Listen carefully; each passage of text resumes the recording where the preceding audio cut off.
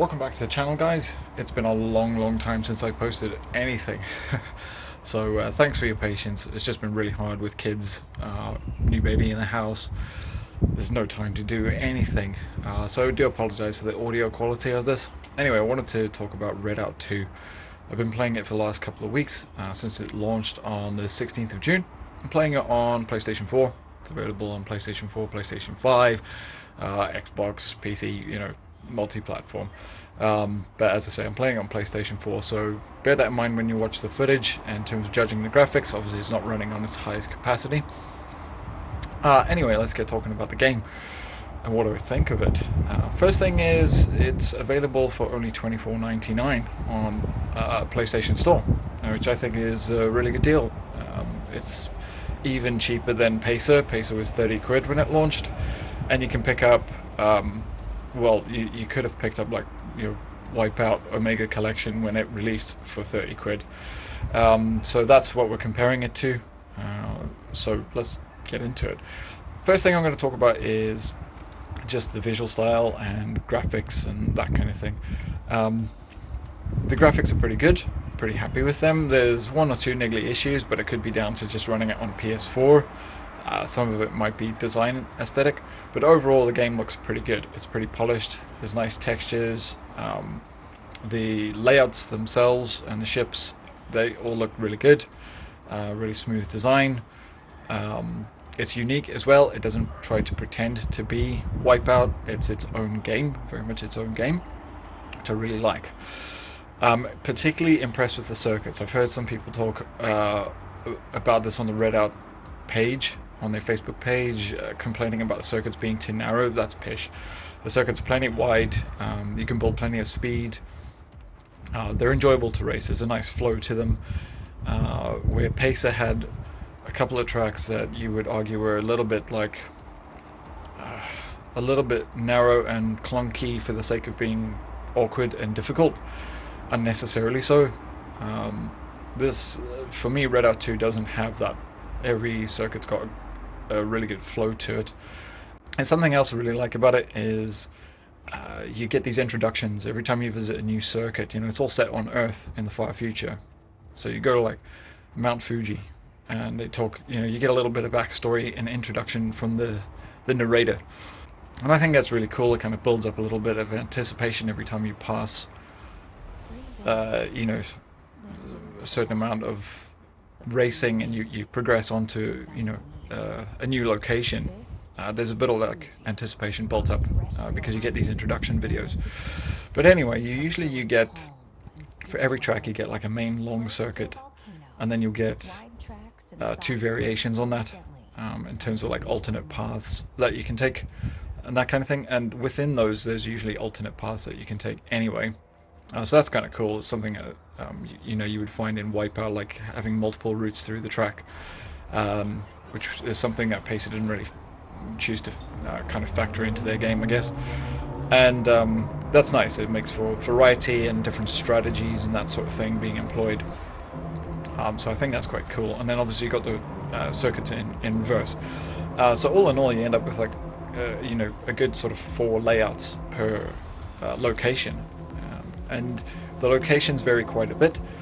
So say for the likes of like Mount Fuji, you've got this ultra futuristic track set against the backdrop of like the traditional kind of Japanese Mount Fuji landscape, and that makes for some really cool color blending. So you get these kind of nice greens and earthy tones from the ground and the trees and that kind of thing, and your kind of rich blues from the skies, and then you got the more kind of bright and edgy colors coming from the track surface and the action that's actually going on track, and the ships and craft and stuff like that. And that makes for a nice juxtaposition. And when you go to somewhere like Cairo, for instance, you've got the kind of sandy dune background, those earthy tones and that sort of thing, and then of course you've got this kind of futuristic track laid over it. So I think that's a really cool touch. I really like the design aesthetic. I like the fact that we know where we go.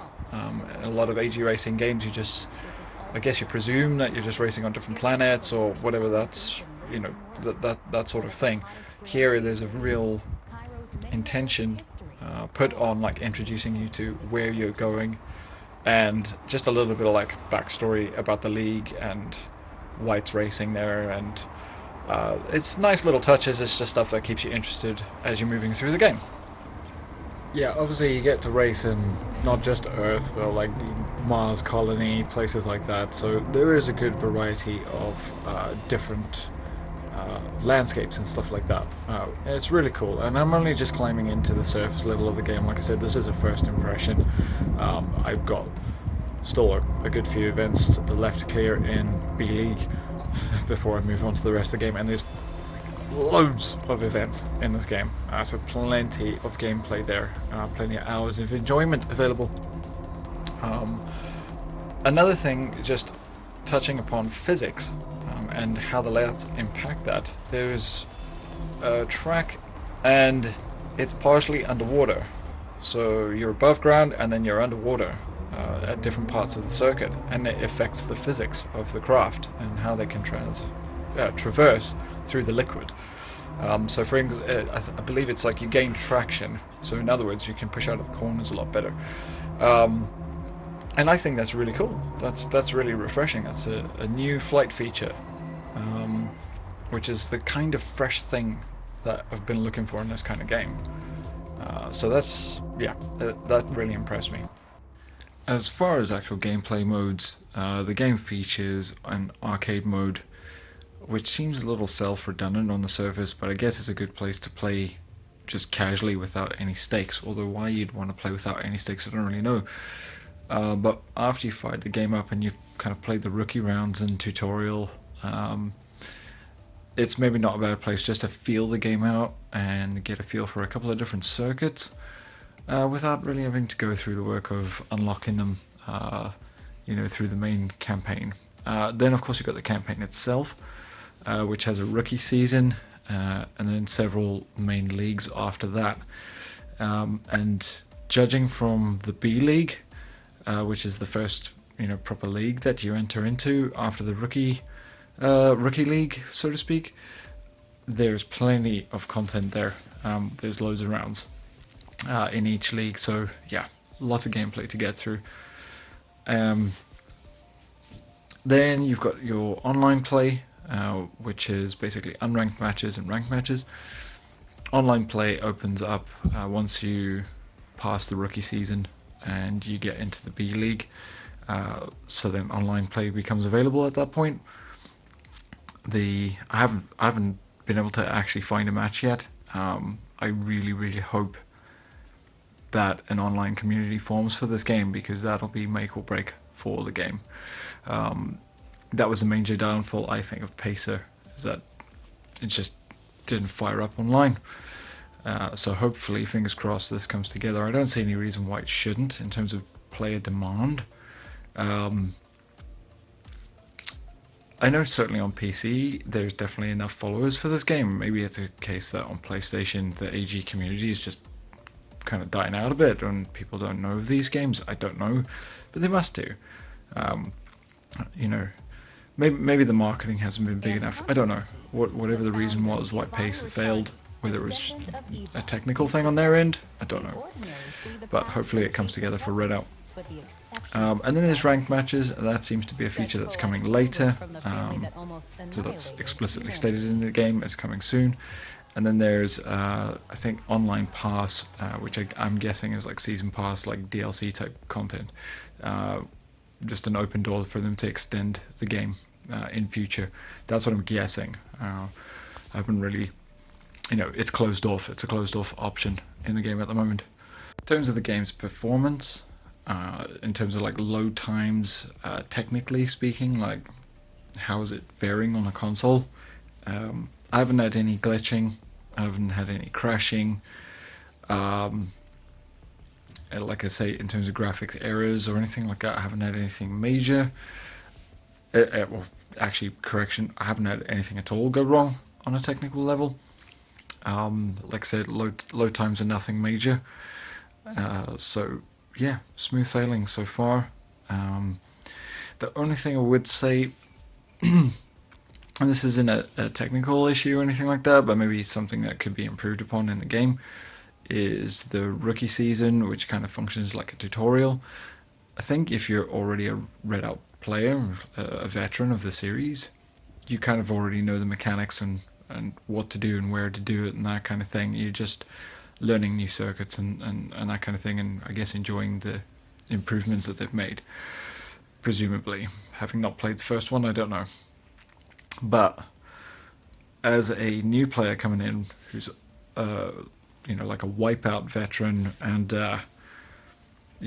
played Pacer and games like that, although most of the tutorials are really basic and really easy, like push left to steer and right to steer, the boost tutorial, it's a small niggly thing, but a little bit of like feedback and explanation, a little bit of an additional pointer in that could have been handy, because it's actually surprisingly hard to kind of get a good performance in that. I actually went on to Reddit forum, and it was only there that somebody actually was like, you can use both boosts at the same time. It seems stupid, but if you're not familiar with the mechanics of the game, it's easy to overlook, because the game doesn't explicitly state it at any point. And once you do that, then that's fine. You're on your way. But there are other examples of that. So, for example, the speedrun event type, where you need to maintain your average speed. If you're struggling with that, it could be a good thing. Like some games, where you're struggling with something, you'll get like tips during the load screen or some kind of feedback. Like if you fail the event or something like that, it'll be the game might suggest something like that. Could be a cool feature.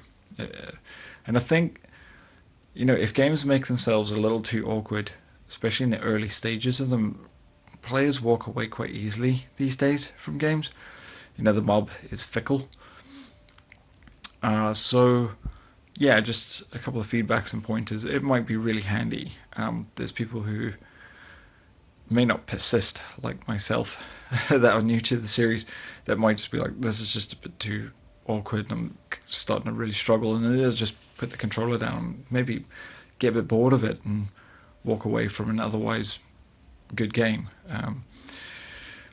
That being said, I don't think the challenge is out of reach by any stretch of the imagination in terms of difficulty, but that one particular event style, I think it would be helpful to know a bit more about, like, this is Redout, this is how we envisage you playing this, because presumably they've played it, they've tested it, and they've put it through its paces, and it would be good of them to impart a little bit of that to the new player, like as you're starting through, coming through those rookie events, giving you a bit of that information. And they kind of do, but it's very surface level. It would maybe be good just to go a little bit deeper into that.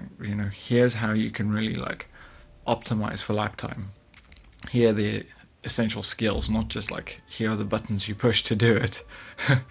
Here's like, have you thought about saving your energy this way or deploying it here? That kind of thing. I don't know. It's just a suggestion. But that's the kind of feedback I would send the developer if I could. In terms of the craft themselves, you're mainly just working kind of, as you begin the game anyway, you're mainly working with one craft. But what you're doing is you're unlocking components. Some of them are just aesthetic components, and as you progress through the game, as you're beating races or meeting certain objectives, it could be simple things. It could be like landing barrel rolls, and yes, the return of barrel rolls. It's something I really love about Wipeout HD or Omega Collection, depending on how you've played the game or been introduced to it. I always enjoy a bit of that acrobatic side to the game, and you've got that. You've got big ramps, big jumps, barrel rolls, that sort of thing. But anyway, you'll complete certain objectives within your race, not necessarily just for winning the race, but always for completing the round and winning races, or if you get the bronze medal or higher, that sort of thing, enough to like unlock and progress to the next one. You will get components, and they can range anything from like engine components to stabilizers or rudders. Rudders help you with your your side shifting and stuff like that. Um, and it can be just aesthetic stuff like design stuff. Um, and yeah, the system's pretty cool. It works reasonably well. They don't really hand them out willy-nilly, but when you get the parts, you do feel like you've earned them, which is pretty cool. Um, just on the graphics side, a couple of little like niggles that I've noticed, but like I said, some of this could be down to just running on PS4. So when you load in a venue initially, there's sometimes stuff in the foreground that like takes quite a long time to render, and it could just be a resource issue on the PS4. I'd be interested to know in the comments if any of you are playing on PS5 or PS4 Pro. Have you had this issue? I would imagine probably not. But if you have, then maybe it's more of a niggle than I thought. That being said, the level of detail that they go to on the level in terms of how much they're actually rendering is bigger than you'd imagine. So normally on a game like this, things loading kind of slowly like that, I would penalize it quite heavily for that. But on this game, I don't really think that's right, because once you've had a few crashes and gone off circuit a few times, you realize how much detail it is underneath the track and below the track, particularly where there's water. Everything under the water is fully rendered. Your ship doesn't just like splash down in the water from the surface, like you follow it down there and there's rocks and I don't know, underwater plants, and like it is a fully generated map down there. So there's actually a lot of detail going on in these maps. They're bigger than they look, and that's probably the main reason for them. But it is a bit of a little niggle that I noticed. The other thing would be the craft themselves. When you're inspecting them closely and rotating around them, there appears to be parts that just aren't joined to the main chassis.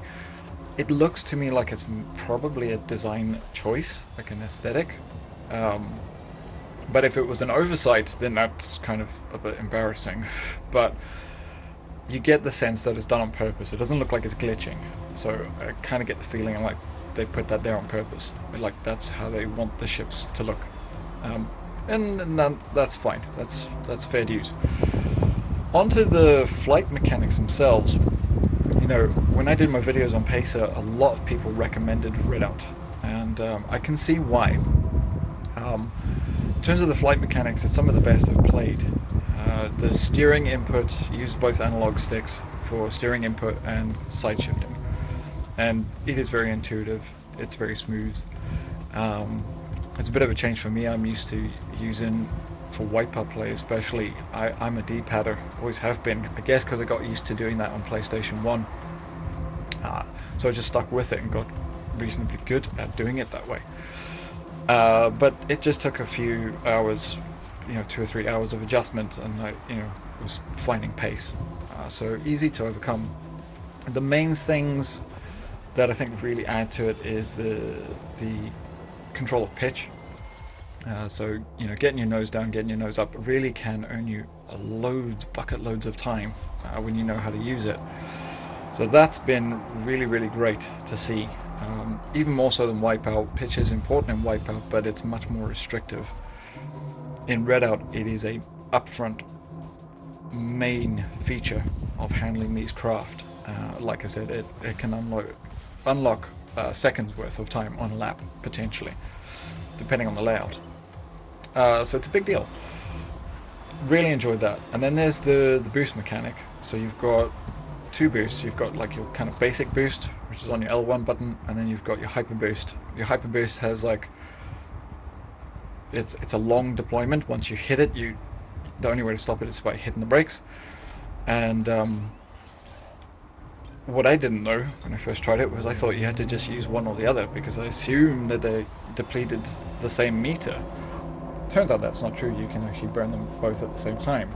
The hyper boost's restraint is that it has a cooldown time. So once you've deployed it, you're going to have to wait for the cooldown time.